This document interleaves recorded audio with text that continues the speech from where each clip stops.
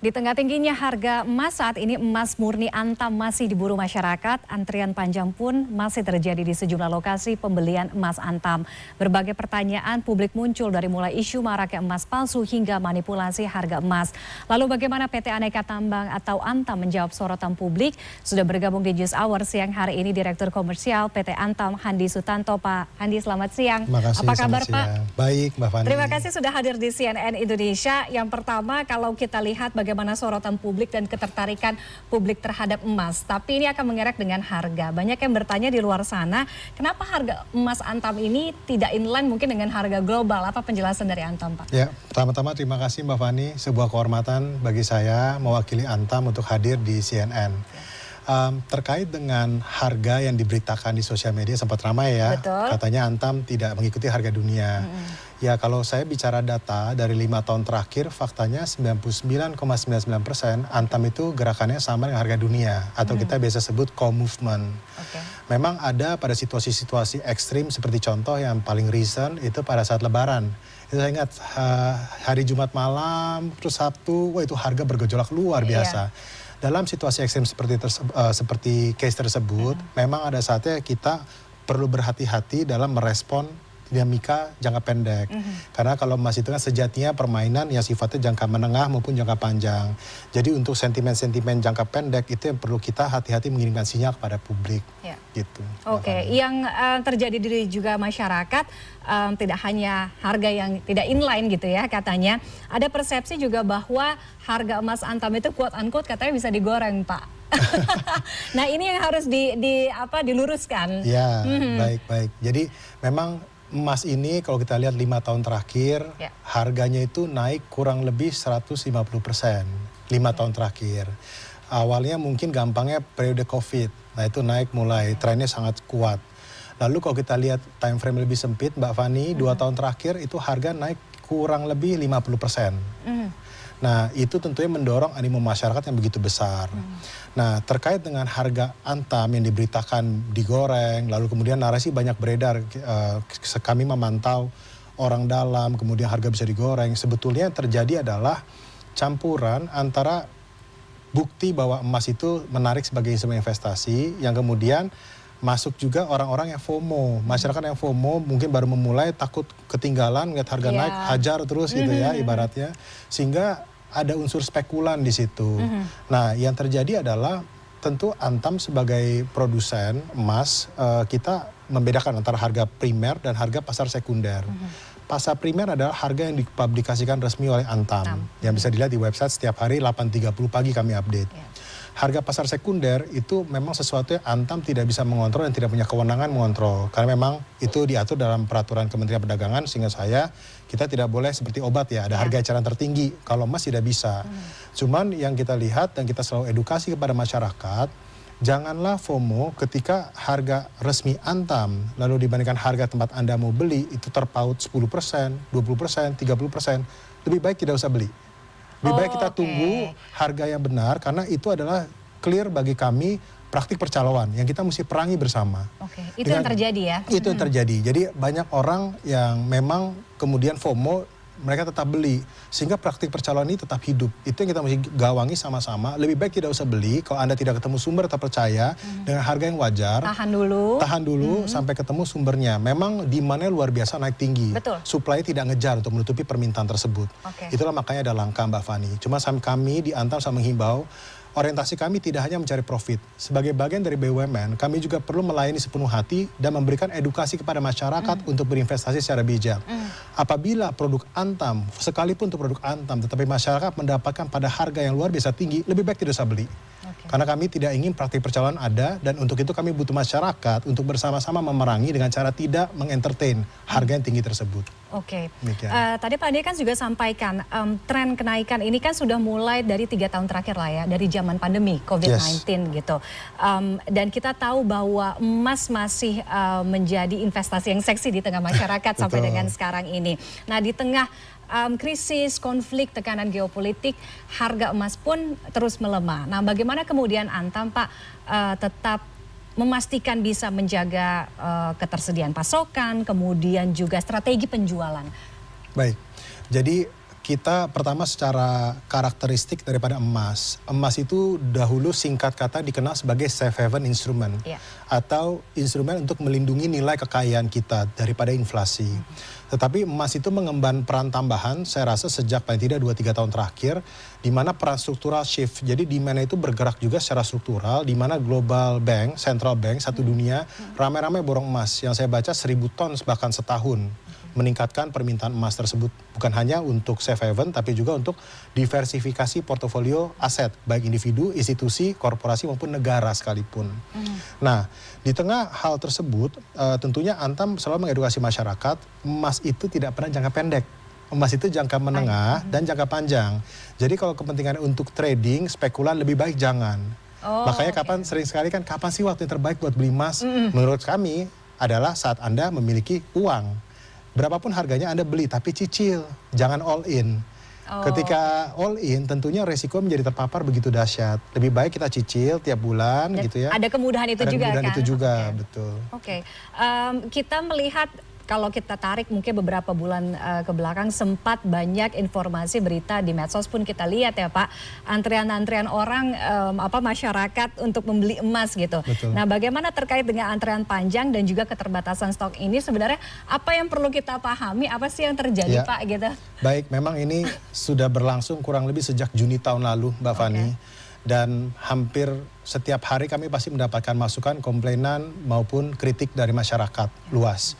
Tapi kami memaknai itu sebagai suatu hal yang positif. Arti itu bentuk rasa sayang, rasa percaya masyarakat, di mana tidak bisa terpenuhi, timbul kekecewaan, timbullah juga ekspresi kekecewaan di media sosial. Itu tentu menjadi katalis bagi kami untuk bagaimana terus memastikan distribusi yang merata. Sekali lagi supply-nya naik tajam, demand-nya naik tajam, namun supply kami dari tambang, karena kami perannya adalah bagaimana menyambungkan pertambangan ke market. Connecting mines to market.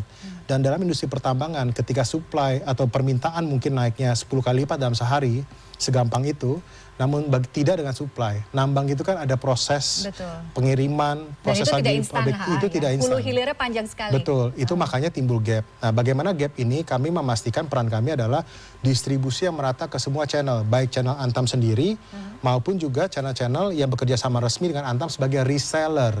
Nah, kalau Mbak Fani perhatikan di sosial media seringkali timbul narasi-narasi yang kurang lebih mengatakan ada orang dalam Antam bermain tuh, orang itu lagi dapat, orang itu lagi dapat, tapi di butik habis.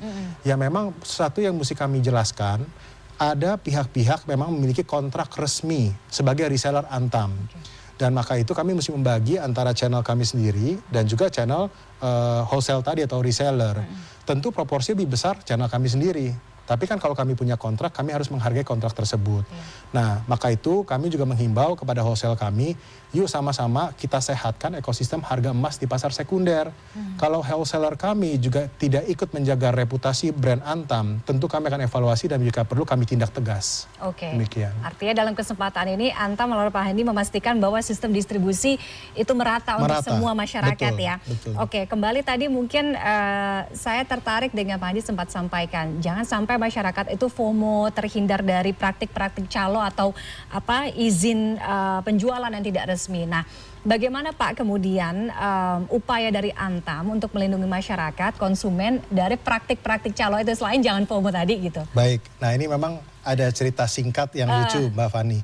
Pada saat Juni 2025 itu mulai terjadi kelangkaan, kami melakukan pembatasan untuk memastikan distribusinya merata. Mulai dari awalnya menerapkan sistem antrian. Nah, jadi kalau kita mau perpanjang paspor, kita ambil nomor baru bisa transaksi. Kemudian itu diselipkan oleh praktik just tip atau calo yang luar biasa. Saya dengan mata kepala sendiri melihat ada yang datang dengan bus, ada yang dengan HS menurunkan orang. Jelas itu calo bagi saya, jasa titip. Nah, kemudian masif. Kemudian kami batasi untuk perorangan, kami utamakan lansia. Ganti Mbak, personil yang turun dari busnya lansia semua. Selalu ada cara ya? Ada cara, akhirnya kami batasi online. Online kemudian awalnya beberapa saat awal efektif, kemudian mulai muncul bot. Sebagai gambaran Mbak, dalam 1 jam traffic yang masuk ke website kami bisa jutaan. Ini kayak nge-war gitu kayak nge-war, jutaan, separuhnya bot, separuhnya pelanggan beneran. Dari 1 juta yang bisa terkonversi menjadi transaksi sukses, itu mungkin belasan ribu saja. Saking tingginya demand. Itu yang menyebabkan tidak sampai 10%, 1% pun bahkan tidak sampai. Itu menyebabkan masyarakat jadi memang yang nggak dapet kan tentu lama-lama kecewa. Nah, cara Antam untuk mengatasinya sekarang kami pelan-pelan juga terus berkembang mengikuti praktik-praktik di luar sana gitu kan. Jadi contohnya saat ini kami kalau misalkan ke butik kita hybrid, tidak hanya online tapi juga bisa datang fisik. Kedua, yang tadinya lewat bot, otomatis kami melakukan manual filtering. Karena kalau misalnya kita pakai logika sistem, itu bisa di-override oleh bot. Antam melakukan jadi manual verification tambahan. Karena bisa jadi pekerjaan tambahan lagi. Tapi itu yang peran kami sebagai BUMN melayani sepenuh hati. Jadi contohnya Mbak, dalam 1 menit dibuka, tiba-tiba antrian 50% keambil. Pas kita lihat IP address-nya, butiknya di Jakarta, IP address-nya Medan. Nah itu yang menarik, nggak mungkin. Itu kita filter tambahan. Gitu. Jadi memang itu yang kami lakukan, berusaha sebaik mungkin untuk memastikan distribusinya merata. Cuma memang masyarakat saya mesti mengajak, mengedukasi, coba lihat, perhatikan. Setiap Antam bikin komen di sosial media kami, ada pihak-pihak akun Instagram yang itu tadi terus-menerus men-throw komentar-komentar negatif. Tapi kemudian pas kita klik, antara dia tidak pernah nge-post, antara postnya dibuat 2 bulan terakhir, atau dia sendiri reseller untuk emas Antam. Jasa titip dia buka di akunnya. Nah itu yang kita mesti jeli, karena kalau ngelihat hanya komennya saja, itu menarasikannya, wah saya bilang waduh ini mesti banyak bersabar, baik berdoa kita. Iya. Tapi pas diklik lebih lanjut, ternyata sepertinya patut diduga itu bukan genuine buyer. Gitu. Edukasi yang penting ini juga menjadi pemahaman dan pengetahuan yang harus diserap oleh masyarakat tadi yang disampaikan oleh Pak Handi, termasuk juga terkait dengan produk emas palsu. Nah ini pun yang juga menjadi masih jadi PR nih Pak, mungkin di tengah masyarakat yang masih terkena jeratan-jeratan gitu ya produk-produk emas palsu. Nah bagaimana Antam menjamin keaslian produknya di tengah maraknya emas palsu dan sekaligus edukasi untuk masyarakat juga gitu. Siap, terima kasih Mbak Fani. Ini pertanyaan bagus. Saya senang sekali makanya kesempatan ini bisa kita gunakan untuk memberikan edukasi kepada masyarakat terkait dengan emas palsu. Banyak narasi saya kaitkan dengan sosial media yang banyak komen, beli emas itu barangnya bukan bungkusnya. Saya setuju. Karena emas Antam di bungkusnya kita itu ada layer protection pertama, yaitu barcode yang bisa di-scan sehingga membuktikan keaslian. Filter pertama. Filter kedua itu adalah di bagian emasnya sendiri sebetulnya. Yang mana kalau kita sinar pakai UV, itu akan kelihatan printed hologram yang tidak kelihatan kalau kasat mata. Banyak beredar video yang sangat viral, emas Antam QR-nya tembus, di-scan tembus, tapi dalamnya bodong, karena certicardnya atau secure cardnya sudah dibuka, bungkusnya, isi dalamnya diganti, ditutup kembali, sehingga di-scan, tembus, dalamnya bodong. Saya edukasi ke masyarakat, cara paling simpel adalah, kalau teman-teman itu atau penonton membeli emas, emas itu adalah satu-satunya unsur yang tidak memiliki sifat magnetik. Artinya apa? Kalau itu emas murni ditempelkan ke magnet tidak mungkin menempel. Nah, jadi walaupun sudah terbungkus plastik, kan ada secure card ya Mbak. Jadi tengahnya emas dibungkus plastik. Walaupun terbungkus, kalau kita tempel magnet dan dia menempel, tinggalkan tuh emas palsu, jangan dibeli.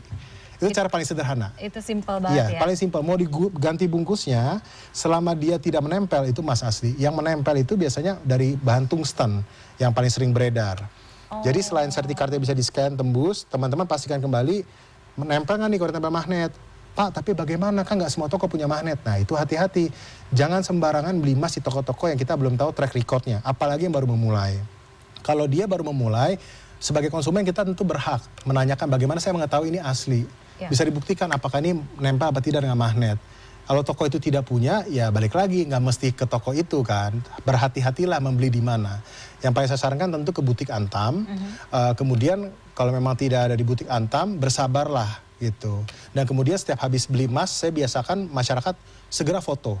Biar tahu nomor ID-nya berapa segala macam untuk dokumentasi di masa mendatang apabila dibutuhkan. Oke. Jadi ada sertifikasi sama legalitasnya ya Pak dalam setiap pembelian itu. Intinya juga masyarakat juga jangan gegabah. Balik lagi jangan FOMO itu tadi ya. Iya betul. Oke. Pak Handi, untuk proses sourcing emas Antam sehingga dijamin tentunya secure gitu ya, aman sesuai dengan prinsip ESG itu bagaimana Pak? Ya, jadi memang ESG makin hari kalau kita bicara 5 tahun lalu mungkin orang banyak yang kurang peduli tentang ESG. Tapi kalau kita bicara hari ini ESG adalah keharusan, sesuatu yang kita tidak bisa tawar. Antam dari aspek ESG, pertama, Antam adalah satu-satunya produsen emas di Indonesia yang memiliki sertifikasi LBMA sejak tahun 1999. Jadi sudah 26 tahun kita memiliki sertifikat tersebut. Apa arti LBMA? Artinya sumber-sumbernya dapat dipertanggungjawabkan. Setiap Antam produksi emas, emas itu berasal dari suatu tambang atau sumber yang bebas dari child labor, bebas dari corruption, bebas dari money laundering, tidak menggunakan unsur-unsur yang merusak lingkungan seperti contohnya merkuri. Artinya emas itu selain sebagai kualitasnya 99,99%, tapi asal usulnya dapat dipertanggungjawabkan secara moral. Saat teman-teman atau penonton memiliki emas Antam, tidak hanya bicara kadarnya, tapi juga rasa tenang, rasa halal toiban saat memilikinya. Berbeda dengan emas-emas brand lain yang hanya menggaransi kualitasnya, 49. Tapi asal usulnya mereka tidak bisa menjamin karena mereka tidak memiliki sertifikat LBMA tersebut. Nah, itu kaitan dengan sourcing kami. Saat ini Antam berkontrak dengan giant mining companies Indonesia, Freeport, Aman Mineral, Merdeka Copper Gold. J Resources sudah mulai ada transaksi dengan kami. Dan kami akan terus kembangkan ini dengan seluruh penambang. Kami mengajak penambang, saat mereka menjual ke Antam, mereka membantu menjaga kedaulatan emas di Indonesia. Emas yang Antam jual berasal nantinya dari sumber-sumber tambang yang ada di tubuh bumi Indonesia, kemudian dimurnikan oleh pabrik Indonesia yang bersertifikasi internasional, kemudian dipersembahkan ke rakyat Indonesia. Ini semua ada suatu misi mulia yang kita harus sama-sama mewujudkan demi kedaulatan emas Indonesia. Tidak perlu emas ke luar negeri, tapi di dalam negeri untuk masyarakat kita. Terakhir mungkin Pak Handi, kita melihat dengan sentimen geopolitik yang terjadi dan susah untuk kita prediksi bagaimana pergerakannya. Masyarakat pun sekarang ada di tengah situasi ketidakpastian gitu ya, dan mencegah kegabahan gitu ya, kegabahan yang sudah terjadi sebelumnya. Bagaimana proyeksi emas ke depannya? Ya, tentu secara outlook-nya selalu masih akan positif. Biar bagaimanapun emas akan positif. Saya pernah baca data yang kurang lebih mengatakan di luar 5 tahun terakhir pergerakannya luar biasa. Rata-rata tiap tahun emas itu 5-8% naik. Rata-rata. Jadi secara tren jangka menengah maupun panjang itu masih sangat positif. Cuma sekali lagi, kapan titik waktu yang tepat untuk membeli? Dicicil, bertahap. Jangan all in sekali pukul, Mbak. Karena di situ nanti akan beresiko volatilitas harganya jadinya sangat besar. Secara prinsip, geopolitik ketika tidak pasti, emas akan naik. Tetapi kami sebagai pedagang emas selalu mengedukasi bahwa waktu yang tepat adalah saat kita memiliki uang atau dana lebih. Dan diversifikasilah portofolio Anda, jangan semuanya ke emas. Perlu ada beberapa yang disesuaikan dengan tujuan kita berinvestasi. Demikian. Dan tujuan kan ada jangka pendek, jangka menengah, dan juga jangka panjang. Terima kasih Pak Handi Sutanto, Direktur Komersial PT Antam. Senang sekali, insight-nya sangat menarik, bisa menjadi bahan edukasi untuk masyarakat juga ya terkait dengan emas. Sekali lagi terima kasih sudah hadir di CNN Indonesia siang hari ini. Dan